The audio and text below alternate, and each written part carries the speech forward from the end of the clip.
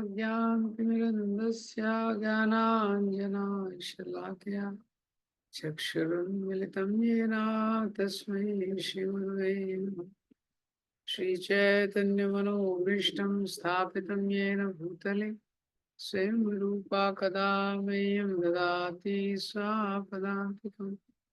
वन्देऽहं श्रीगुरो श्रीयुतापदिकमलं श्रीगुरु वैष्णवांश श्रीरूपं साग्रजातं सहगना रघुनाथान्वितं तं सजीवं सावधूतं सावधूतं परिजनासहितं कृष्णचैतन्यदेवं श्री राधा कृष्ण पादान् सहगना ललिता श्री विशाखान्वितांश्च नमो विष्णुपादाय कृष्णकृष्णाय भूतले श्रीमते भक्तिवेदांत स्वामीति नामिने।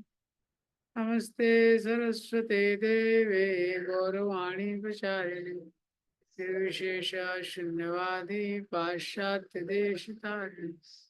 नमो महावदन्याय कृष्ण प्रेम प्रदायते कृष्णाय कृष्ण चैतन्य नामिने गौरत्वशे। हे कृष्ण करुणा सिंधु दीनबंधु जगतपते गोपेश गोपिका कांत श्री राधा कांत नमस्तुते। तप्त कांचन गौरांगी श्री राधे वृंदावनेश्वरी विश्वभानुसुते देवी प्रणमामि हरिप्रिया। वाञ्छाकल्पतरुभ्यश्च कृपा सिन्धुभ्येव च पतितानां पावनेभ्यो वैष्णवेभ्यो नमो नमः। जय श्री कृष्ण चैतन्य प्रभु नित्यानंद श्री अद्वैत गदाधर शिवासादि गौरवृंद। हरे कृष्णा कृष्ण कृष्ण हरे हरे हरे राम राम राम हरे हरे कृष्ण। तो श्रीमद् भगवद गीता के दूसरे अध्याय में ये 7वां श्लोक है। यहाँ से हमने स्टार्ट किया था। 7वें श्लोक में अर्जुन बताते हैं मैं भगवान को शरणागत होना चाहता हूँ। फिर 8वें श्लोक में अर्जुन भगवान को ये आश्वासन दिलाते हैं कि भौतिक स्तर में परिस्थितियों में कोई भी परिवर्तन हो, इससे मेरे निर्णय में कोई परिवर्तन नहीं आएगा। भौतिक स्तर पे कुछ भी हो जाए लेकिन मैं संतुष्ट नहीं होंगी। मैं आपको ही शरणागत होना चाहता हूँ। मटेरियल लेवल पे एकदम आइडियल सिचुएशन भी क्रिएट हो जाए तभी भी मैं शरणागत होना चाहता हूँ। यही मेरे जीवन का मेन उद्देश्य। जब तक मैं आपका शेल्टर नहीं लूंगा कोई भी जो परिस्थिति हमें संतुष्ट नहीं कर पाए। ये 2.8 में अर्जुन बताते हैं। फिर 2.9 में ये सब बताने के बावजूद भी अर्जुन की जो इमोशंस हैं इतने स्ट्रांग है। अर्जुन अपना धनुष साइड में रख देते हैं और अर्जुन बोलते हैं मैं युद्ध नहीं करूँगा। भगवान मैं युद्ध नहीं करूँगा। 2.10 में अर्जुन बोलते। तो जब भगवान देखते हैं कि अभी तो बोला था इसने कि मैं आपके शरणागत हो रहा हूँ, अभी बोल रहा है मैं युद्ध नहीं करूँगा। तो 2.10 में भगवान स्माइल करते हैं। तम उवाचा ऋषिकेशा प्रहसन्नेव भारत। तो भगवान थोड़ा स्माइल करते हैं। भगवान का जो स्माइल है पजलिंग स्माइल है। क्यों स्माइल करते हैं भगवान? भगवान देखते हैं इस संसार में कैसे परिस्थितियों में सडनली कैसे चेंज हो जाता है। अभी मित्र की तरह व्यवहार कर रहा था अर्जुन, अब सडनली शिष्य बन गया। हाँ, भगवान सोचते हैं अभी सडनली इतना ज्यादा चेंज करना पड़ेगा। अभी तक तो युद्ध भूमि थी, अभी इसको क्लासरूम में चेंज करना पड़ेगा। अभी तक मित्र था, अभी शिष्य में चेंज हो गया। अब ये युद्ध भूमि में इतने सारे बाणों की वर्षा होनी थी, अब यहाँ पे क्वेश्चन आंसर सेशन चलेगा। तो ये जो सडन चेंज हो गया सिचुएशन का, इसीलिए भगवान थोड़ा हंसे। पजलिंग स्माइल भगवान का 10। और भगवान लेकिन समझ गए कि विषय बहुत गंभीर है, अर्जुन बहुत टेंशन में। भगवान इसलिए भी हंसे क्योंकि भगवान को बड़ा पिक्चर पता है। जीव को पता नहीं रहता है, वो भूतकाल में क्या हुआ वो भी अच्छे से नहीं पता है, भविष्य में क्या होने वाला है वो भी नहीं पता है। इसीलिए इस चिंता के कारण वो कभी भी सेटिस्फाइड नहीं रहता, कंफ्यूजन में रहता।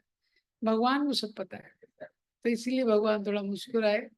और 11वां श्लोक जो हमने कल देखा था, भगवान गीता का पहला इंस्ट्रक्टिव वर्स है 2.11, और जो लास्ट इंस्ट्रक्टिव वर्स है 18.66, एक ही चीज भगवान बोलते हैं, क्या? माँ शुचा। माँ शुचा मीन शोक मत करो, हाँ, डोंट लेमेंट, लेमेंटेशन मत करो। अशोचयन अन्वोसचस्तम प्राज्ञावादम शुभाषसे। जो बुद्धिमान लोग हैं, जो व्यक्ति जीवित है या जिसकी मृत्यु हो गई है, उसके लिए शोक नहीं करते। तो ये वर्ष में भगवान एसेंशियल मैसेज अपना दे रहे हैं, क्या? इस संसार में शोक नहीं करना चाहिए। इस संसार में सब लोग शोक करने में ही बहुत सारा टाइम निकाल देते हैं। हाँ, ये नहीं हुआ, ऐसा हो जाता तो अच्छा होता, वैसा हो जाता तो अच्छा रहता। भगवान बोल रहे हैं शोक मत करो। और भगवान अर्जुन को बोल रहे हैं, तुम बुद्धिमानों की तरह बोल रहे हो लेकिन तुम बुद्धिमान नहीं हो। बुद्धिमानों की तरह तुमने कुछ श्लोक याद कर लिए हैं, लेकिन तुम वास्तव में बुद्धिमान हो। वास्तव में कोई बुद्धिमान व्यक्ति होता है तो शोक नहीं करता, टेम्परेरी चीजों के लिए। तो भगवान अर्जुन का जो अंडरस्टैंडिंग है उसको चैलेंज कर रहे हैं, क्योंकि उसको वो चेंज करना चाहते हैं। कभी भी कोई टीचर है, उसकी अंडरस्टैंडिंग को चेंज करना है तो पहले चैलेंज करना पड़ेगा। ये सब हमने कल देखा था। तो जो 2.11 है, यहाँ से भगवान अर्जुन को एक नया फ्रेमवर्क देने वाले हैं पूरा सोचने के लिए। अभी तक जो अर्जुन सोच रहे थे उसको पूरा अंडरस्टैंडिंग भगवान चेंज करने वाले हैं। तो मटेरियल लेवल पे देखा जाए तो लाइफ यही है, क्या है? जन्म से शुरुआत होती है और मृत्यु पे खत्म हो जाती है। हम बोलते हैं ना, life is a segment B, B D, segment B D, birth and death. तो ऐसा लाइफ है, बर्थ के साथ शुरू होता है, डेथ के साथ ये खत्म होता है। और बर्थ और डेथ के स्टेशन के बीच में थोड़ा सा प्लेजर है और बहुत ज्यादा दुख है, ऐसा जीवन है मटेरियल लेवल पे। इसलिए अगर हम जीवन को देखें तो जीवन में बहुत कुछ एक्साइटिंग नहीं है। हाँ, इल्यूजन जरूर है। हाँ, तो जन्म मृत्यु के स्टेशन, जन्म से स्टेशन से मृत्यु के स्टेशन तक हमारी यात्रा है, और बीच में दुख ही दुख भरा है। जनरल बोगी की तरह यात्रा चल रही है उसकी। जनरल बोगी में चलता है ना जैसे पैसेंजर, हाँ, बीच में कहीं थोड़ा हवा आ गई, कुछ आ गया, थोड़ा उसको संतुष्टि होती है, बहुत कम प्लेजर है ये। लेकिन ये यात्री की उसकी यात्रा तो जनरल बोगी में चल रही है, लेकिन एक गुड न्यूज है, क्या है? उसके पास मोबाइल है। तो जनरल बोगी में भी वो इल्यूजन में रहता है। सब लोग अपना अपना मोबाइल देख रहे हैं, इतनी सारी उसमें टीवी की एड्स चल रही हैं, और मोबाइल में वो अम्यूजमेंट पार्क्स को देख रहा है, बहुत सारे गैजेट्स को देख रहा है। तो हालांकि जीवन इतने दुखों से भरा हुआ है, लेकिन फिर भी वर्चुअल जो इमेज है, वर्चुअल वर्ल्ड में इतना कुछ उसको सिक दिखाई दे रहा है, जिसको क्या बोलते हैं? इल्यूजन। तो भगवान अर्जुन का वर्ल्ड व्यू चेंज करते हैं। भगवान बोलते हैं, देखो, बॉडीली शरीर के स्तर पे तो शोक करने का ज्यादा मतलब नहीं है। शरीर के स्तर पे तो दुख है जीवन में, लेकिन पॉइंट क्या है कि हम शरीर नहीं है। ये एक गुड न्यूज है कि हम लोग शरीर नहीं है। तो जो शरीर का सुख दुख है, इससे बहुत ज्यादा है हमारे जीवन में। There is much more life has to offer than just bodily pleasure और बॉडीली प्लेजर। दूसरा चीज भगवान बताते हैं कि जब तक व्यक्ति यही सोचते रहता है कि मैं शरीर हूँ, पूरा जीवन का सुख वो एक्सट्रैक्ट करना चाहता है शरीर से।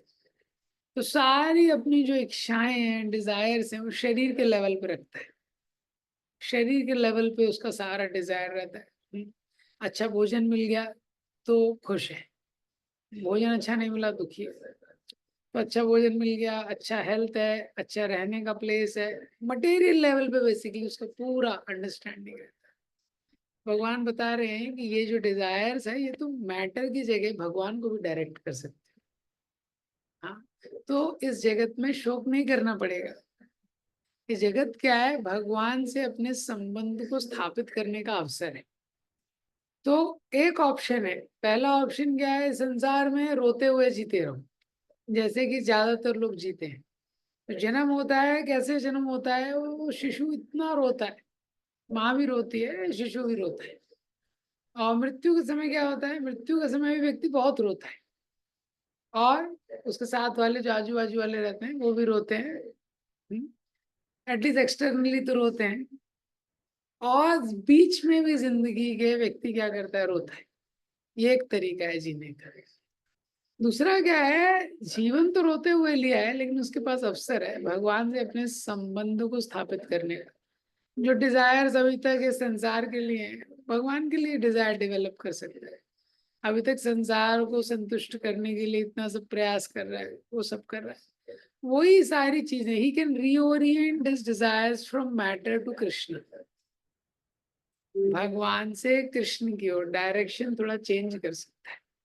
और जब कृष्ण की ओर डिजायर रीओरिएंट करता है तो उसका जो लव है वो अवेकन होता है भगवान के प्रति। तो भगवान बता रहे हैं, तो लाइफ में चेंज हो जाता है। लेमेंटेशन की लाइफ जीने की बजाय उसके पास एक ऑप्शन है, live a life full of love, love for Krishna.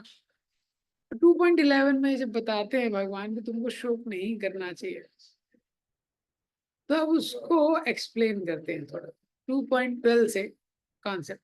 न त्वेवाहं जातुनाशं न तं नेमे जनाधिपा न चैव न भविष्यामः सर्वे वयमतः परम्।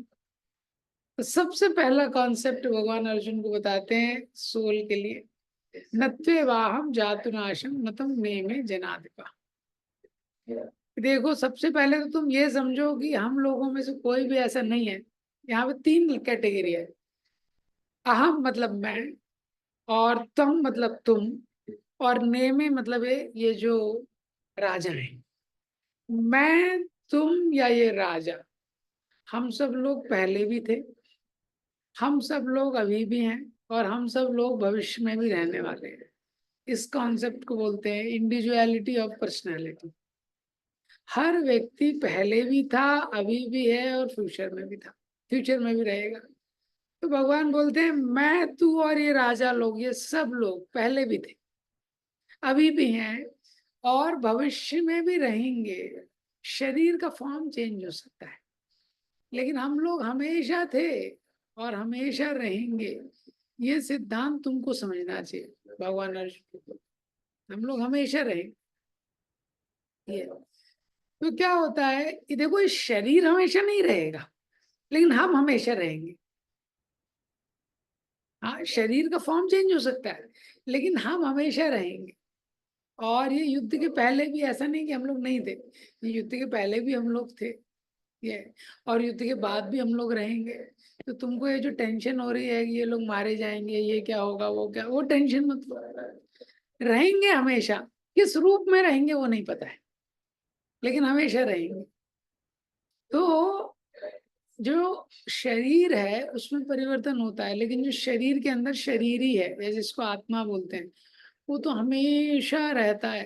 हाँ, भूतकाल भविष्य काल, इतने सारे जन्म हुए, हाँ, इतनी सारी योनियों में जीव जाता है, लेकिन वो रहता है, आत्मा वैसे ही रहता है। भगवान ने 4 अध्याय में ही बोला है, क्या बोला है? भगवान ने बोला, देखो, देहिनोऽस्मिन् यथा देहे कौमार यौवनम जरा तथा देहांतर प्राप्ति धीरस्तत्र न मुह्यति। हाँ, नहीं, 4 अध्याय में भगवान ने बोला है, बहुनी में व्यतीतानि जन्मानि तव अर्जुन। कि देखो, मेरे और तुम्हारे बहुत सारे जन्म हुए हैं, तुमको याद नहीं है, लेकिन मुझे याद है।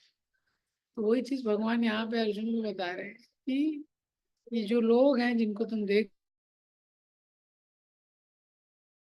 भविष्य में भी रहने वाले हैं, वर्तमान में भी है। तो एक भी काउंट इधर उधर नहीं होने वाला है, सब के सब रहेंगे। तो तुम ये टेंशन मत लो कि इनका मृत्यु हो जाएगा, ये लोग नहीं रहेंगे। ये लोग रहेंगे, निश्चित रूप से रहेंगे। हाँ, और ये भगवत गीता का बहुत इंपॉर्टेंट वर्स है एक तरीके से। हाँ, क्योंकि अर्जुन का प्रश्न है कि अब मैं अपने रिश्तेदारों को मार दूंगा तो क्या होगा, ये रिश्तेदारों का क्या होगा, ये लोग कहाँ जाएंगे। हाँ, लेकिन भगवान बोल रहे हैं, अरे, कोई ऐसा समय था ही नहीं जब ये तुम्हारे रिश्तेदार एग्जिस्ट नहीं करते थे, ना ही भविष्य में कोई ऐसा टाइम आएगा जब ये एग्जिस्ट नहीं करेंगे। ये सब लोग तो शाश्वत हैं, ये हमेशा रहेंगे। ये सिद्धांत भगवान बता रहे हैं। हम लोग हमेशा से इस संसार में हैं, केवल किस फॉर्म में थे, किस रूप में थे, किस योनि में थे, यही अंतर है। हमेशा से हम इस संसार में घूम रहे हैं। ये तो ये सिद्धांत भगवान अर्जुन को बताते हैं कि हम लोग हमेशा से संसार में थे। हाँ, लेकिन रूप अलग अलग होता है। तो कोई भी व्यक्ति है, हम लोग अभी भी हैं। कई बार किसी व्यक्ति को लगता है कि मेरे बिना ये काम नहीं चल सकता है। नहीं, वो चलेगा, काम तो चलेगा। वो व्यक्ति रहे चाहे नहीं, वो काम चलेगा। कई बार हमको ऐसा महसूस होता है, जैसे कोई व्यक्ति किसी कंपनी में है, तो बहुत बड़ी पोस्ट पे, तो लगता है यार ये नहीं रहेगा तो कंपनी कैसे चलेगी। कोई व्यक्ति किसी घर में रहता है, उसको लगता है अगर मैं नहीं रहूंगा तो परिवार कैसे चलेगा। या कोई व्यक्ति कुछ जॉब कर रहा है, बिजनेस कर रहा है, उसको लगता है ये नहीं रहेगा तो कैसे चलेगा। लेकिन इस संसार में कोई भी इंडिस्पेंसेबल नहीं है। कोई भी व्यक्ति रहे चाहे नहीं रहे, जो चीजें हैं वो चलती रहती।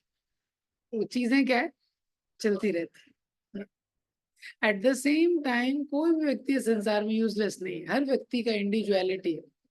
भगवान यहाँ पे क्या बता रहे हैं, हर इंडिविजुअल का कुछ ना कुछ रोल है। जैसे मशीन रहती है ना, मशीन में इतने सारे पुर्जे रहते हैं, सबका रोल है। तो कोई भी व्यक्ति संसार में इंडिस्पेंसिबल भी नहीं है और कोई भी व्यक्ति संसार में यूजलेस भी नहीं है। हाँ, जैसे इंडिस्पेंसिबल क्यों नहीं है, क्योंकि वो नहीं भी रहेगा तो चीज चलेगी। हो सकता है सेम तरीके से ना चले, लेकिन वो चीज चलेगी क्योंकि टाइम चलते रहता है। एट द सेम टाइम कोई भी व्यक्ति यूजलेस नहीं है। क्यों? क्योंकि हर व्यक्ति का एक रोल है संसार में जो उसको करना है। तो ये श्लोक बताने के बाद भगवान अर्जुन को एक और सिद्धांत बताते हैं कि देखो, ये जो हम लोग हमेशा थे, लेकिन शरीर में हमेशा परिवर्तन होता है। तो ये जो परिवर्तनशील शरीर है उसके बारे में बताते हैं। हाँ, बताते हैं कि देखो, अनेक युग बदल जाएं तो भी जो आत्मा है बदलता नहीं है। वह वहीं का वैसा ही रहता है, क्योंकि वो परमात्मा का अंश है। पर शरीर जो है वो बदलता रहता है। वो क्षण मात्र भी सेम नहीं रहता है। देहिनोस्मिन् यथा देहे कौमार यौवनम जरा तथा देहांतर प्राप्ति धीरस्तत्र न मुह्यते। हाँ, तो जो आत्मा है उसमें परिवर्तन नहीं होता है। सतयुग, द्वापर, त्रेता, कलयुग, कितने युग बदल गए, कितनी युग साइकिल्स चली गई, आत्मा वैसा का वैसा रहता है। लेकिन जो शरीर है उसमें हमेशा परिवर्तन होता रहता है। तो उसका उदाहरण दे के बता रहे हैं, देहिनोस्मिन् यथा देहे। ये जो देहधारी मनुष्य है, हाँ, इस मनुष्य में शरीर के अंदर एक आत्मा है। हाँ, कौमार यौवनम जरा, ये जो शरीर है, कौमार यानी बालक, बाल्यावस्था, यौवनम यानी युवा अवस्था, जरा यानी वृद्धावस्था। इस तरह की अलग अलग अवस्थाओं से शरीर जाता है। और ऐसे ही देहांतर प्राप्ति, एक समय आता है जब ये शरीर का ये जो देह है, इस देह से दूसरे देह में जाता है। इस परिवर्तन को देख के जो धीर व्यक्ति है, वो जो है वो मोहित नहीं होता है। जैसे जो शरीर धारी है, यानी जो आत्मा है, शरीर का धारण किसने किया? आत्मा। जैसे हम लोगों ने कपड़ा पहना है, आत्मा ने शरीर पहना है। तो पहले जो शरीर रहता है बाल्यावस्था में रहता है। बाल्यावस्था जाती है, उसके बाद युवा अवस्था आती है, युवा अवस्था के बाद वृद्धावस्था आती है। इसका मतलब क्या है? इसका मतलब है कि शरीर कभी एक अवस्था में नहीं रहता, इसमें निरंतर परिवर्तन होता है। हाँ, लेकिन जो आत्मा है उसमें परिवर्तन नहीं होता है। तो शरीर अलग अलग अवस्था में, कुमार अवस्था, युवा अवस्था, वृद्धावस्था, ऐसे परिवर्तन होते रहते हैं स्थूल शरीर में।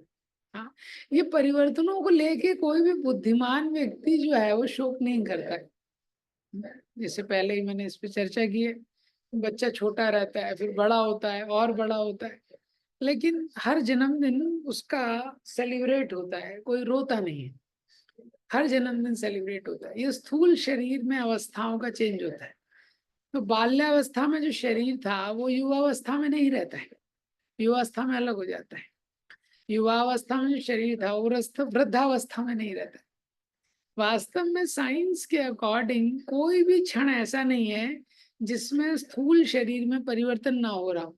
ये शरीर में कांस्टेंट चेंज होते रहते हैं, निरंतर परिवर्तन होते रहता है ये शरीर। ये और स्थूल शरीर के अंदर एक सूक्ष्म शरीर होता है हमारा, वो सूक्ष्म शरीर में भी परिवर्तन होता है। अंतर क्या है कि वो जो सूक्ष्म शरीर है वो हमको दिखता नहीं है। हाँ, जो सूक्ष्म शरीर है वो हमको दिखता नहीं है ये। लेकिन जैसा भी हम लोग कर्म कर रहे हैं उसके अकॉर्डिंग हमको क्या है, स्थूल शरीर, दूसरा शरीर मिलता है। तो स्थूल शरीर में निरंतर परिवर्तन होता रहता है। ये परिवर्तन कब से शुरू होता है? ऐसे ही जो फाइनल परिवर्तन होता है जो दिखता है उसको मृत्यु बोलते हैं। ये परिवर्तन तब से शुरू होता है जब से शरीर मिलता है। जैसे ही माँ के गर्भ में जीव आता है तब से परिवर्तन शुरू हो जाता है। हाँ, उसकी मृत्यु कब से शुरू होती है? उसका मरना जो है एक तरीके से जिस दिन माँ के गर्भ में आता है तभी से शुरू हो जाता है। तो ये स्थूल शरीर का परिवर्तन है। और इसके साथ साथ अंदर एक सूक्ष्म शरीर है, उसमें भी परिवर्तन हो रहा है। जैसा हम लोग जीवन में कर्म करते हैं उसके अनुसार, कोई व्यक्ति है देवता की तरह कर्म करता है यानी अच्छे कर्म करता है, कोई व्यक्ति है पशु की तरह कर्म करता है यानी निषिद्ध कर्म करता है। तो जैसा हम लोग कर्म करते हैं वैसा सूक्ष्म शरीर में चेंज होता है, वैसी आदतें लग जाती हैं, वैसा सॉफ्टवेयर में चेंज होता है। जैसा सूक्ष्म शरीर में चेंज होता है फिर वैसा ही हमको स्थूल शरीर एक समय के बाद मिल जाता है। ये तो ये साइंस है, ये चलते रहता है ये। तो इसीलिए धीर तत्र न मुह्यते। तो जो धीर व्यक्ति है वो इन सब चीजों से वो मोहित नहीं होता है, वो जानता है तो शरीर में परिवर्तन होना ही है। हाँ, ये निश्चित होना है। शरीर कभी भी एक जैसा नहीं रहता। शरीर जन्म से पहले भी नहीं था और शरीर मरने के बाद भी नहीं रहेगा, जो हमको अभी मिला। और वर्तमान में भी शरीर प्रतिक्षण मर रहा है। तो वास्तव में जैसे ही जीव गर्भ में आता है शरीर के मरने का क्रम जो है वो शुरू हो जाता है। तो बाल्यावस्था मर जाती है तो युवावस्था आ जाती है, युवावस्था मर जाती है वृद्धावस्था आ जाती है, वृद्धावस्था मर जाती है तो दूसरा देह मिल जाता है। समझ गए? तो इस तरह से शरीर में तो नित्य, हाँ हाँ, अपने कर्मों के अनुसार इसको शरीर बहुत बदलने, कितने शरीर हमने बदले हैं इसकी कोई सीमा नहीं है। राधा गोविंद महाराज जी अपने प्रवचन में बताते हैं, हाँ, गंगा के तट पे बालू के इतने कण नहीं है जितने शरीर जीवात्मा ने बदल दिए। लेकिन हम नहीं बदले, हम वही आत्मा है। लेकिन जब आत्मा शरीर लेती है उसमें जिस प्रकार के कर्म करते हैं वैसा हमको नया शरीर मिलता है। हाँ, तो ये सिद्धांत भगवान 2.13 में बता रहे हैं क्या, कि हम लोग जिससे अपने आप को आइडेंटिफाई करते हैं उससे हम अलग हैं। तो ये बहुत इंपॉर्टेंट अंडरस्टैंडिंग है, क्योंकि हम लोग बहुत कुछ अपने मन में, बहुत सारा जो डेजिग्नेशन है सर पे ढो के चलते हैं, बहुत सारा बोझ ढो के चलते हैं। हाँ, उससे हमको बहुत टेंशन होती है। जैसे कोई व्यक्ति बोलता है जैसे किसी का रंग काला है तो सब लोग बोलने लगते हैं अरे तो काला है, ये काला है। हाँ, तो वो बड़ा टेंशन में आ जाता है, अरे मैं काला क्यों। किसी को बोलते हैं अरे तुम इतना पतले क्यों, थोड़ा मोटे होने चाहिए। ये तो उसमें परेशान हो जाता है। कभी मैं एक रिकॉर्डिंग करने गया था तो मुझे डिवोटी थे, रिकॉर्डिंग कर रहे थे, बोले प्रभु जी नेक्स्ट टाइम आप आएंगे ना थोड़ा हेल्दी होके आइए। वो क्या है ना, हेल्दी होने में वो हेल्दी व्यक्ति का वो लुक अच्छा लगता है। तो कोई बहुत पतला है तो लोग बोलते हैं यार तुम इतने पतले क्यों हो। हाँ, कोई बहुत लंबा है तो उसको लोग बोलते हैं देखो कितना लंबा है, पहाड़ की तरह लंबा है, खंबे की तरह। कोई एकदम छोटा है, लोग बोलते हैं कितना बोना है ये, हाइट थोड़ी। तो ये सब जीव का स्वभाव नहीं है, ये सब आइडेंटिफिकेशन वो लेके चलता है कई बार। ये उसका रियल स्वभाव नहीं है। वो आत्मा है तो शरीर है, शरीर में तो बहुत परिवर्तन होता है। हाँ, शरीर में नित्य परिवर्तन होते रहता है ये। तो ये जानना कि हमारा ये जो लेबल्स हैं ये मेरी पहचान नहीं है। कई बार जो लेबल होता है सब लेबल लगा हुआ है शरीर के ऊपर। शरीर है उसके ऊपर उसके अंदर सूक्ष्म शरीर है, उसके अंदर आत्मा है। कोई व्यक्ति को बहुत गुस्सा आता है तो लोग उसको लेबल लगा देते हैं, तो शॉर्ट टेम्पर्ड डिवोटी है, शॉर्ट टेम्पर्ड। मतलब ये गोलियां ले, बुलेट लेके ही चलता है, स्टेन गन, जिसको देखेगा उसको शूट करते हुए चलेगा है, परशुराम की तरह। हाँ, नहीं वो शॉर्ट टेम्पर्ड नहीं है। हाँ, उसका स्वभाव ऐसा है, सूक्ष्म शरीर का स्वभाव ऐसा है। आत्मा जो है भगवान का नित्य दास है। हाँ, व्यक्ति को अपना स्वभाव पता होना अच्छा है, तो उसको स्वभाव पता है तो अकॉर्डिंगली वो सेवा में लग सकता है। लेकिन ये सब हमारा आइडेंटिटी नहीं है। हम अपना आइडेंटिटी को चेंज कर सकते हैं। ये जो हमारा एक्चुअल आइडेंटिटी है, शॉर्ट टेम्पर्ड उसका नेचर हो गया है, शॉर्ट टेम्पर्ड वे में एक्ट करते करते उसका नेचर हो गया है। लेकिन हम अपनी मशीन्स को रिप्रोग्राम कर सकते हैं, ये आत्मा का वो स्वभाव। तो ये जो श्लोक है इसमें बता रहे हैं कि शरीर से आइडेंटिफाई करना बहुत अच्छा नहीं है, थोड़ा पर्सपेक्टिव अपना चेंज करो, क्योंकि शरीर में तो नित्य परिवर्तन हो रहा है और शरीर प्रतिक्षण मर रहा है। शरीर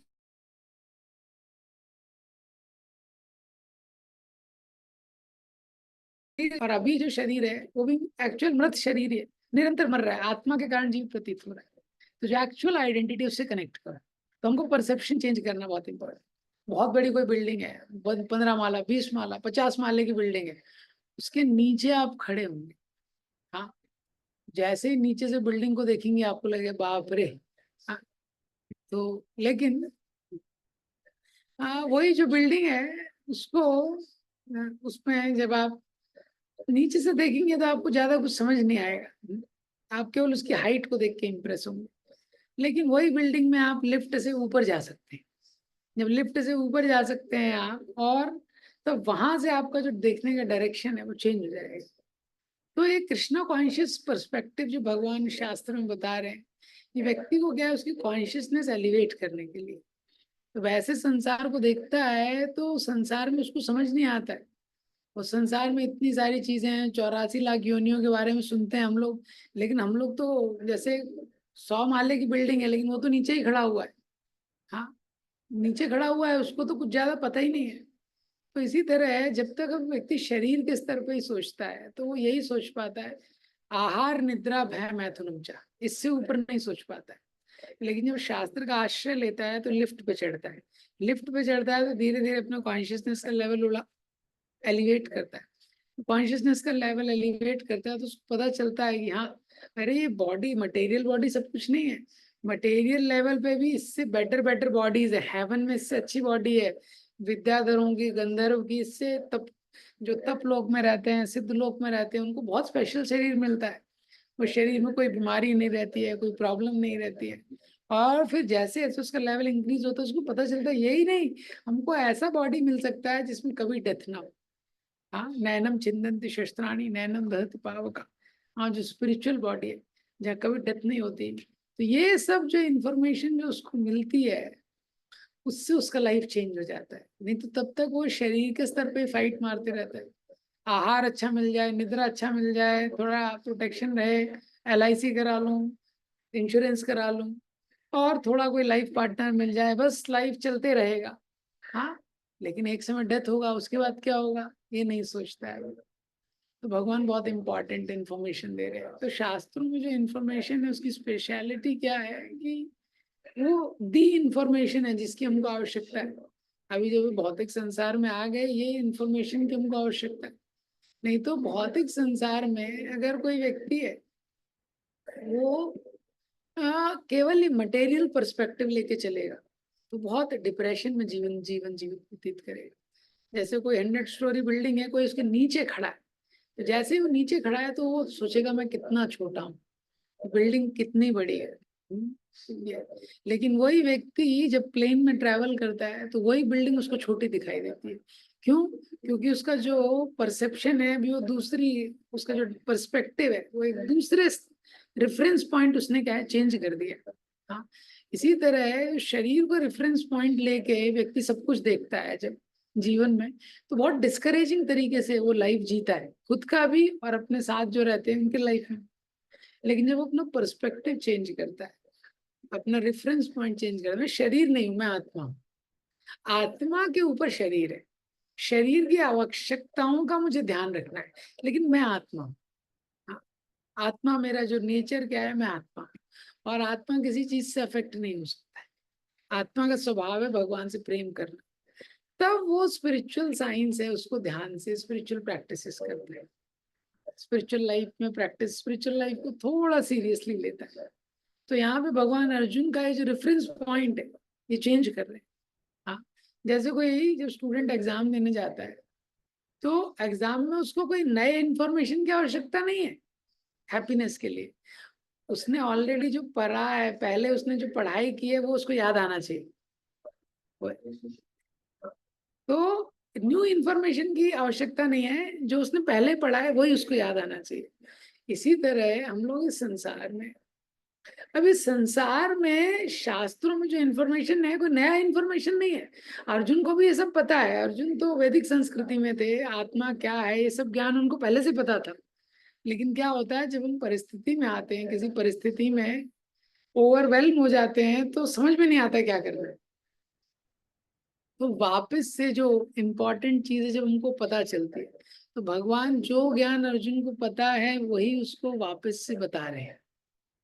और यही ज्ञान हमारे लिए, शास्त्र क्या है, हमको नई चीज नहीं बता रहा है लेकिन इम्पोर्टेंट चीज बता रहा है कि हमको ये समझना महत्वपूर्ण है कि क्या हमारा आइडेंटिटी है। क्योंकि यही ज्ञान हमको नहीं पता था, जिसके कारण इतना सारा हमको योनि ले, इतना सारा शरीरों में वापस से हमको जन्म लेना पड़ा, वापस से मृत्यु हो गया। अगर हमको ये पता चलेगा कि हम एक्चुअल में आत्मा है, थियोरेटिकली आत्मा के ऊपर ये शरीर है और शरीर के साथ इस संसार में सुख दुख संबंध आदि जो चीज जुड़े हुए, लेकिन आत्मा का एक शाश्वत संबंध है भगवान के साथ। अब हमको जैसे ही नया शरीर मिलता है वापस से भगवान एक अवसर देते हैं, ठीक है अभी वापस से ट्राई करो, अभी जो नया शरीर मिला है इसमें तुम वापस से ट्राई करो उस संबंध को जागृत करने का, वापस से थोड़ा भक्ति करो, वापस से ट्राई करो ये। क्योंकि संसार में जो दुख है, हाँ वो तो रहेगा, लेकिन जरूरी नहीं है कि हम दुखी रहें। संसार में तो दुख रहेगा क्योंकि दुखालयम शाश्वतम, ये दुख का घर है। तो दुख के घर में रहेंगे दुख रहेगा, कोयले की खान में जाएंगे तो वहां पे तो कोयला रहेगा। लेकिन जरूरी नहीं कि हम दुखी रहे। इसका मतलब क्या है, जब हम समझते हैं कि हाँ संसार में तो दुख है और इस संसार में मैं आ गया हूँ, लेकिन मैं इस संसार से बिलोंग नहीं करता, मैं आध्यात्मिक संसार से आया। तो डिवोटीज की लाइफ में इसका प्रैक्टिकल कैसे होता है। जो भक्तों के जीवन में क्या दुख नहीं होता है, क्या उनको कष्ट नहीं होता है, क्या वो रोते नहीं है, नहीं, उनके जीवन में भी ये सब होता है। लेकिन उनके जीवन में दूसरा पार्ट भी है, उनके जीवन में भक्ति भी है, उनके जीवन में कृष्ण भी है। जब अभिमन्यु की मृत्यु हुई तो अर्जुन बहुत रोए, लेकिन अगले दिन अर्जुन ने वापस से युद्ध किया। अगले दिन अर्जुन ने इतने पूरी शक्ति के साथ अगले दिन वापस अर्जुन ने युद्ध किया। इसी तरह जो भक्त क्या है, वो रोता है लेकिन वो रुकता नहीं है, क्योंकि वो जानता है कि जीवन में जो भी कष्ट आए, प्रॉब्लम आए, ये लाइफ का कंप्लीट पार्ट नहीं है, ये सब चेंज होते रहेगा, मेरे जीवन में ये सब चेंज होते रहेगा। अनचेंजिंग चीज क्या है, वो जो पर्सपेक्टिव कि मैं भगवान का अंश हूँ, ये अनचेंजिंग। इसीलिए जो बोला गया है श्लोक में, धीरज तत्र न मोह्यति, तो जो धीर व्यक्ति है वो मोहित नहीं होता है। इसका मतलब ये नहीं है कि उसमें इमोशन नहीं है, वो रोबोट है। इसका मतलब ये है कि वो मोहित नहीं होता है, मतलब ही डज नॉट स्टॉप, वो अपने कर्तव्यों को करना छोड़ता नहीं। इस संसार के सुख दुख के कारण, मान अपमान, ठंडी गर्मी, अपना कर्तव्य नहीं छोड़ता है। वो मॉर्निंग में उठता है, मॉर्निंग प्रोग्राम में आता है, अपना चैंटिंग करता है, श्रवण करता है, रीडिंग करता है। जीवन में कोई भी परिस्थिति में चेंज हो, वो अपना आध्यात्मिक कर्तव्य करते रहता है, अपने भौतिक कर्तव्य के साथ आध्यात्मिक कर्तव्य करते रहता है। और अंदर ही अंदर वो जानता है कि भौतिक चीज कभी भी छीन ली जाएगी। हम देखते हैं जैसे सडनली किसी का हेल्थ एकदम डाउन हो जाता है, सडनली सडनली किसी व्यक्ति का मृत्यु हो जाता है, सडनली। हाँ, कल तक वो जीवित था, आज एक्सीडेंट हो गया, मृत्यु। सडनली उसकी जो प्रॉपर्टी है, उसके पास इतना था, कुछ फाइनेंशियल क्राइसिस आ जाता है। तो जो भौतिक लेवल है वो बहुत अनस्टेबल है, मटेरियल लेवल। तो मटेरियल लेवल के साथ जो व्यक्ति अपने आप को पूरी तरह से आइडेंटिफाई करता है, तो बहुत ही अनस्टेबल चीज से आइडेंटिफाई कर रहा है। तो जैसे ही उसको ले ली, वो कभी भी उसको ले लिया जाएगा, इसलिए बहुत इनसिक्योर रहता है। इसीलिए जो डिवोटी है वो मटेरियल लेवल पे ड्यूटी करते हैं और स्पिरिचुअल लेवल से आइडेंटिफाई करते हैं। वो कहीं ना कहीं हृदय में जानते हैं मटेरियली चीजें कभी भी समाप्त हो सकती हैं, कभी भी ले लिया जाएगा, और जब ये समाप्त होंगी, कभी ले लिया जाएगा तो तकलीफ होगी, डेफिनेटली तकलीफ होगी। लेकिन क्या है वो जो हमको तकलीफ होगी, हमको जो टेंशन आएगा या एंजाइटी आएगा, उसमें भी हमको ड्यूटी छोड़ना नहीं है। और ये भगवान बताते हैं, जो 2.14 श्लोक है, 2.14 जो है ये भगवत गीता का पहला एप्लीकेशन भगवान बता रहे हैं। मात्रा स्पर्शास्तु कौन्तेय शीतोष्ण सुख दुखदा आगम पाय नो नित्या ताम स्थितिक्षास भारत। ये पहला एप्लीकेशन भगवान अर्जुन को बता रहे हैं कि इसीलिए जब अर्जुन बोलते हैं कि आप जो बोल रहे हैं वो ठीक है, लेकिन फिर भी लोगों की मृत्यु से कष्ट होता है, भगवान बोलते हैं संसार में सहन करना बहुत महत्वपूर्ण है। कोई भी व्यक्ति इस संसार में मात्रा स्पर्शास्तु कौन्तेय, मात्रा स्पर्शा यानी इंद्रियों के सुख की जो मात्रा है, इंद्रिय और इंद्रिय विषयों का जब संयोग होता है उससे जो सुख मिलता है उसको बोलते हैं मात्रा स्पर्श।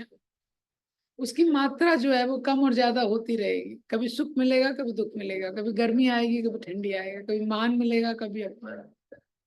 तो हे कौन्तेय, हे कुंती के पुत्र, ताम स्थितिक्षुष भारता, तुम इसको सहन करो। क्यों सहन करो? आगम अपाइनो अनित्य, ये जो सुख है और दुख है ये आएगा और ये जाएगा और ये अनित्य है। कोई भी चीज इस संसार में शाश्वत नहीं है। आज अगर हम फेमस हैं कल नहीं रहेंगे, आज इस शरीर में शक्ति है कल नहीं रहेगी, आज जो चीज सुख दे रही है हो सकता है वही चीज कल दुख का अपना घर बनाता है तो शुरू में उससे सुख सुख प्राप्त होता है थोड़ा, बाद में उसी को रिपेयर कराता है, उसी से दुख प्राप्त होता है। तो ये अनित्य है, हर चीज में परिवर्तन होते रहेगा। ताम स्थितिक्षुष भारत, इसीलिए तुम टॉलरेट करो।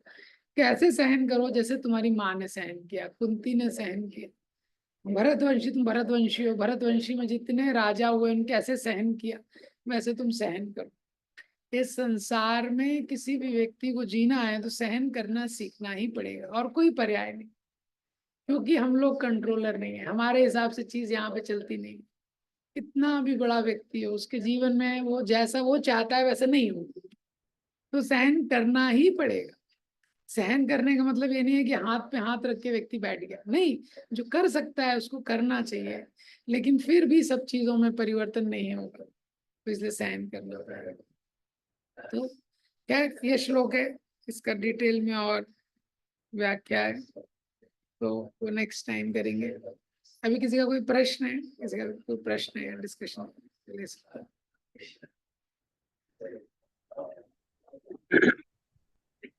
प्रभु जी हरे कृष्ण, दंडवत प्रणाम। Yes yes Shashi bro, yes. प्रभु जी इस 2.1 श्लोक में ऐसा है, जो बुद्धिमान व्यक्ति होता है तो वो बोलता है कि वो ना ही किसी चीज के लिए शोक करता है और ना ही ज्यादा जॉय में रहता है। तो प्रभु जी हम एक नॉर्मल वर्ल्ड में फंक्शन कर रहे हैं, तो वी आर इमोशनल बीइंग, तो छोटी छोटी बातों के, लेकिन कहते हैं कि मतलब if you always think of sadness you attract sadness. तो हमें ये चीजें हैं, लेकिन हमें जब फंक्शन करना है तो अ, एक अपने मेंटल स्टेट्स को कैसे रखना है ताकि हम फंक्शन करें तो अपना बेस्ट दें, ताकि वो चीजों को, वो तो है, मान लीजिए कि जन्म मृत्यु जरा व्याधि है, वो नेचुरल है, वो तो होगा, और लेकिन हमारा जो टाइम है, एनर्जी है, उसको बेस्ट तरीके से, ताकि जब हम सैडनेस के बारे में या फिर हमें कुछ ऐसी चीजें, घटनाएं हो जाती हैं, तो सीधे उसका प्रभाव हृदय पे होता है। और हम किसी लव्ड वन के बारे में या किसी अच्छे व्यक्ति के बारे में सोचते हैं तो near our heart area we feel joy, happiness. लेकिन जब किसी नेगेटिव व्यक्ति के बारे में, गलत चीजों के बारे में सोचते हैं तो हृदय के करीब हम इमोशन के बहुत सारे ट्रॉमा फील करते हैं। जैसे कोई क्रोधी होता है तो उसके डायरेक्ट हेल्थ पे प्रभाव पड़ता है, तो उसका लीवर खराब हो जाता है। ज्यादा फियर में रहता है तो किडनी कमजोर हो जाता है। ज्यादा सैड हो जाता है तो लंग्स पे प्रभाव पड़ता है। तो ऐसे कैसे प्रायोरिटाइज करें चीजों को कि अपने इमोशनल हेल्थ को ठीक रखें। हेल्थ इंश्योरेंस लेना पड़ेगा आपको। See, heart is a seat of emotions, तो वी आर इमोशनल बीइंग्स, जैसा आपने बताया वी आर इमोशनल। देखिए कॉन्सेप्ट क्या है स्पिरिचुअल लाइफ का, प्रैक्टिकल लाइफ में एप्लीकेशन क्या है। हमारा एंकर स्ट्रांग रहना चाहिए। जैसे कोई नाव है, वो समुद्र में है, समुद्र में ऑलरेडी इतना उथल फुथल है ना, तो समुद्र में नाव ऊपर नीचे हो रहा है, बहुत उथल पुथल है। लेकिन अगर वो नाव है, वो एंकर्ड है किसी कॉर्नर में, कोई बहुत स्ट्रांग कोई ट्री है समुद्र के बाहर या कोई पे, तो क्या है, समुद्र मतलब चेंजिंग सिचुएशन, यहाँ सिचुएशन में चेंज हो रहा है, तो समुद्र में लहरें आएंगी तो नाव भी ऊपर नीचे होगी, ये स्वाभाविक है। लेकिन अगर कोई अनचेंजिंग सपोर्ट है जिससे वो नाव का लंगर बंधा हुआ है, समझ रहे हैं, अगर कोई अनचेंजिंग सपोर्ट है जिससे नाव का लंगर बंधा हुआ है, तो क्या होगा, नाव कितनी भी ऊपर नीचे हो लेकिन वो डूबेगी नहीं, और नाव कितनी भी ऊपर नीचे हो लेकिन फिर भी एक स्टेबिलिटी रहेगी। Even in the changing world there will be a stability in that boat. क्या कारण है, क्योंकि जो अनचेंजिंग एंकर है उससे कनेक्टेड है वो। इसी तरह ये जो संसार है ये परिवर्तनशील है, और इसमें जो हमारी भावनाएं हैं वो स्वाभाविक है। लेकिन जो भावनाएं हम संसार में इन्वेस्ट करते हैं, इसी तरह से जब हमारी भावनाएं भगवान में भी लग जाएंगी, जब भगवान से कनेक्शन जीव का स्टैब्लिश रहता है, तो इस संसार में जो चेंजिंग परिस्थिति हैं वो उसको अफेक्ट करती हैं, लेकिन ओवरवेल्म नहीं करती हैं। अफेक्ट तो होंगे हम लोग, लेकिन ओवरवेल्म नहीं होंगे। हाँ, अफेक्ट होंगे लेकिन क्या है कि उसमें ड्राउन नहीं होंगे, ये अंतर है। तो जो भक्त है वो भी अफेक्ट होता है, सुख दुख होता है उसके जीवन में भी, लेकिन क्या है, भगवान से कनेक्टेड है ना, तो पूरा शेक ऑफ नहीं होगा, उतना अंतर है। इसलिए वो कनेक्शन इंपॉर्टेंट है, ऐसा है। ठीक है। प्रभु जी एक और बात है, आपने एक दिन बोला था क्लास में कि कोई कितना भी पटु हो लेकिन उसका कनेक्शन ठीक नहीं है तो बाद में कुछ भी कर ले उसका मतलब ज्यादा मतलब नहीं है। हाँ, थोड़ा इस पे प्रकाश डालिए, ताकि शुरुआती कनेक्शन सही नहीं है तो कुछ भी करो उसका मतलब ज्यादा इफेक्ट कह नहीं। रहा था कि कितना भी तर्क किया जाए, जैसे अर्जुन बहुत तर्क कर रहे हैं, कितना भी तर्क संसार में किया जाए वो बचाने नहीं आता है। हेल्प होती है कनेक्शन से संसार में। तो जो रिलेशनशिप रहता है वो बहुत एक इम्पॉर्टेंट पैरामीटर रहता है। तो स्पिरिचुअल लाइफ में भी हमारे रिलेशनशिप का बहुत इंपॉर्टेंट रोल है। हरि गुरु वैष्णवों के साथ हमारा कैसा रिलेशनशिप है, क्यों, क्योंकि इंटेलिजेंस का लिमिटेशन है। ऐसा नहीं है कि बुद्धि का उपयोग नहीं करना है, लेकिन अगर कोई सोचे कि लॉजिक के बल पे ही सब कुछ प्राप्त कर लूंगा, तो वो संभव नहीं होता है। ये बुद्धि का उपयोग भी है, लेकिन बुद्धि की एक सीमा भी है, उसकी एक मर्यादा भी। तो बुद्धि का उपयोग करना अच्छा है, लेकिन रिलेशनशिप इससे ज्यादा इंपॉर्टेंट है। हाँ, तो जो भगवान से कनेक्शन रहता है, जैसे मैंने एग्जाम्पल भी दिए थे शायद उस क्लास में, साउथ इंडियन ब्राह्मण है, बुद्धि कम है, लेकिन क्या है, रिलेशनशिप उसका स्पिरिचुअल मास्टर से बहुत स्ट्रांग है। तो जो गुरु ने आदेश दिया उसका पालन कर रहा है वो, और क्योंकि वो रिलेशनशिप स्ट्रांग है, भगवान से भी उसका स्ट्रांग रिलेशनशिप हो जाता है, तो उसके साथ भगवान आदान प्रदान करते हैं। इतने सारे साउथ इंडियन ब्राह्मण है, उनके साथ आदान प्रदान नहीं करते। तो हमको बुद्धि का उपयोग करना है भगवान से संबंध को स्थापित करने में, तो ये सही उपयोग है, ऐसा है। यस, थैंक यू प्रभु जी। Thank you. यस यस माता जी, you want to ask something? Hare Krishna, Prabhuji, Dandavat Pranam. A very, very good class as usual, extremely good class. Prabhuji, my question is from the previous हाँ वही session. Krishna की बात। My question is from the previous sessions that you, in the last few sessions, you focused a lot on the hearing part, that Krishna has heard Arjuna so well. Despite knowing everything, he allowed Arjuna to speak for such a long time and give all the reasons that he had. And he was very patient during that time. So when we, or especially when I think about me, when I am talking to people and they're sharing something, I am not as good a listener as I should be. So when I'm talking on the phone, what I do is that I put myself on mute if somebody is expressing, so that I do not keep butting that person, disturbing. I put my phone on mute if somebody is expressing, and I hear, and whenever I have to speak, I unmute and then speak. So jo blurt out मैं करती हूँ बीच में, वो that the other person does not get to hear. But when I'm talking to a person one to one, obviously I cannot put my mouth on a physical mute like that. How can we develop that habit of hearing? I have improved in that. I'm not going to say I've not improved, but still there's a long way to go. So what can I practice when I'm talking to a person so that I can listen to the other person out completely and then offer what I have to say. Okay, तो thank you माता जी for the question. तो प्रश्न है माता जी का कि सुनना आवश्यक है। पिछले कुछ क्लासेस में हमने देखा भगवान भी कितने धैर्य है भगवान के पास, भगवान सुन रहे हैं अर्जुन को। ये तो लिसनिंग एक इम्पॉर्टेंट चीज है। कोई भी चीज डिवोटी करता है अपनी लाइफ में, उसका फाउंडेशन क्या है? वी वांट टू सर्व, हम सेवा करना चाहते हैं। ये हमारे जीवन का फाउंडेशन है, भक्त के जीवन का ये आधारभूत स्तंभ है। हम सेवा करना चाहते हैं। प्रभुपाद जी के मिशन में हम लोग जुड़े हैं, हम सेवा करना चाहते हैं। भक्तों से हमारा संबंध है, हम सेवा करना चाहते हैं। तो ये फाउंडेशनल एटीट्यूड हमको याद रखना चाहिए। अब सर्विस करने के लिए क्या है, बहुत सारा चीज करना पड़ता है। सेवा करने के लिए कभी माँ बच्चों को डांटती है, कभी प्यार से बात करती है।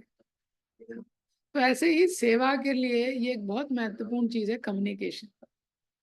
कम्युनिकेशन बहुत ही इम्पोर्टेंट चीज है अगर हमको किसी को सर्व करना है।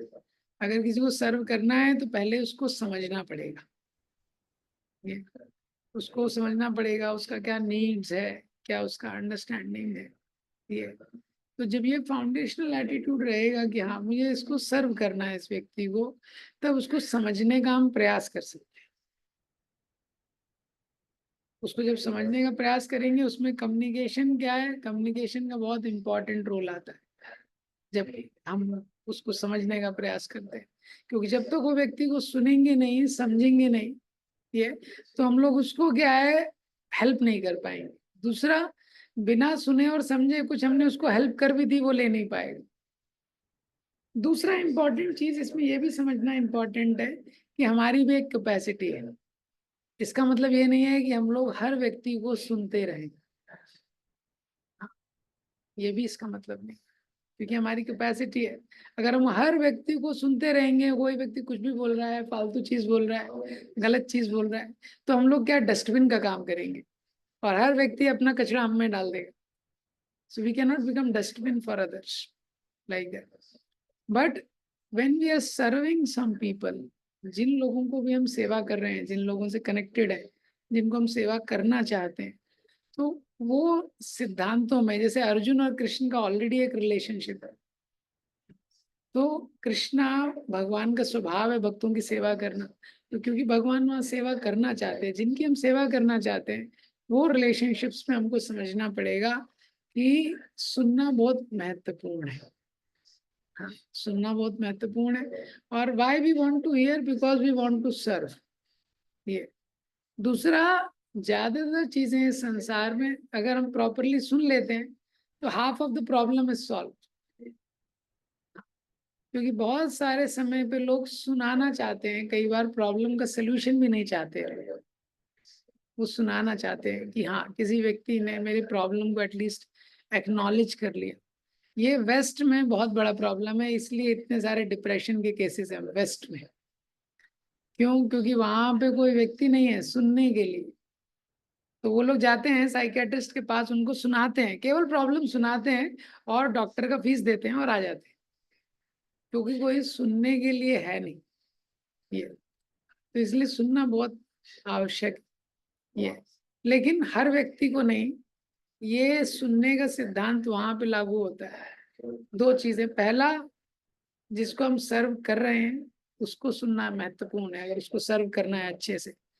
दूसरा, जिस व्यक्ति से कुछ रिसीव करना चाहते हैं उसको सुनना महत्वपूर्ण है। जैसे कृष्ण ने अर्जुन को सुना, because Krishna is very keen to serve Arjuna, and Arjuna heard Krishna very attentively, because Arjuna wants to receive something from Krishna. तो ये दो कैटेगरी में सुनना महत्वपूर्ण है। Is it okay? Hare Krishna. Hare Prabhuji, I had to ask another follow-up question. Can I? Yes, yes. Yes, Prabhuji, so you say, I understood that. So, but people, when they come to us and share something, so you're saying that people who repeatedly do the same things, we don't have to spend as much time.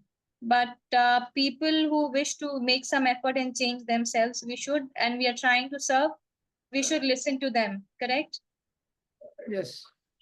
Okay, so Prabhuji, like I also have a nature that used to be very talkative, still is. So when I'm trying to serve someone and I know that the person might try to change himself or herself, in that case, physically, when I'm talking to the person, it's difficult to, not blurt out something in between. Like one or two words comes out of my mouth and the other person is, interrupted. So that interruption part I want to start. So phone pe main mute kar leti hu, but physically, is there anything I can do? Some hack or trick which I can follow to not interrupt the other person. I really want to give out my ear to the other person and I'm really working hard at it. When other person is speaking, we can pray for that person.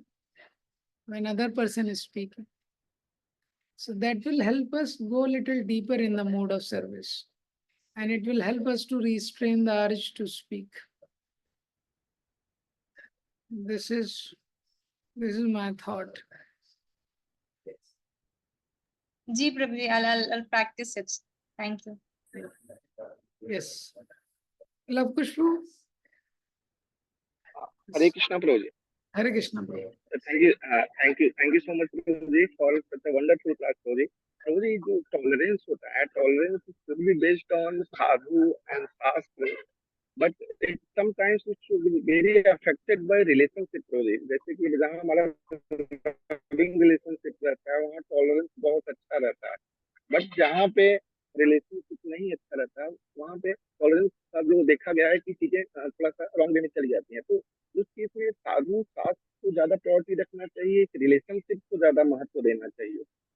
थोड़ा सा रोजी वहां पे हम लोग confuse हो जाते हैं, क्या करें? जो टॉलरेंस वाला कॉन्सेप्ट है वो तो अभी कवर नहीं हुआ है वैसे पूरा, तो मोस्टली फ्यूचर सेशंस में कवर होगा। प्रिंसिपल क्या है, गोल इंपॉर्टेंट है हमारा। हम लोग टॉलरेट करते हैं गोल के लिए। हस्बैंड वाइफ में झगड़ा होता है, वो लोग टॉलरेट करते हैं, क्यों? गोल है उनका, गोल है बच्चों को सर्व करना है, तो आपस के झगड़ों को टॉलरेट करते हैं। इसी तरह कंपनी में बॉस कुछ बोल रहा है, उसका गोल है कि ये मेरी नौकरी इंपॉर्टेंट है मेरी लाइफ के लिए, इसलिए वो बॉस को टॉलरेट करता है। ये जो डिवोटीज हैं अलग अलग चीजें टॉलरेट करते हैं क्योंकि उनका गोल है भगवान को प्रसन्न करना है, तो गोल है इम्पॉर्टेंट। तो कभी टॉलरेट करना इजी रहता है और कभी टॉलरेट करना डिफिकल्ट रहता है, लेकिन हमारा फोकस क्या है, टॉलरेंस पे नहीं है, फोकस हमारा गोल पे रहता है। तो गोल को अचीव करने के लिए टॉलरेंस एक इम्पॉर्टेंट वर्च्यू है। अगली बार और इसको डिटेल में डिस्कशन करेंगे, टॉलरेंस वाला पार्ट एक और सेशन में। थैंक यू सो मच रोजी, thank you. Thank you very much. Srila Prabhupada जय।